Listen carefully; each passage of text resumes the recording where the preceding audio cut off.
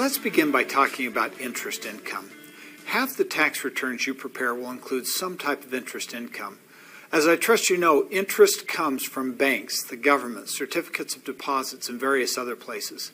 Some is taxable and some non-taxable. Therefore, the question is, when do we have to report it? In most cases, interest is taxable at the same rate as salary income and reported on your client's tax return. Some interest is disguised as dividends. For instance, a taxpayer may get a statement from a credit union stating they received X amount in dividends. That's really interest on savings account at the credit union. It is the same with domestic building and loan associations, cooperative banks, and other financial institutions. In most cases, since these types of dividends and interest income are taxed at the same rate, categorizing these as dividends instead of interest usually will not result in any problem. Now, you also sometimes receive interest on an account from which you take an early withdrawal.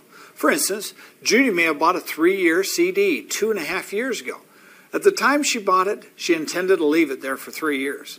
Well, something came up and she needed the money before the CD had fully matured. Therefore, she took the money out and had earned interest up to the date she cashed in the CD. Well, what happens? Typically, you will report the interest earned to that point as income. However, because of an early withdrawal on a CD, she will be charged a penalty, usually equal to 1/2 a year's interest. That penalty is deductible on Judy's tax return. Another type of interest rarely seen is original issue discount, OID.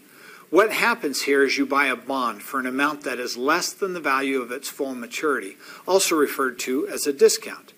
Generally, you will include the interest as income each year as the bond moves along based on an amortization schedule created when the bond was purchased.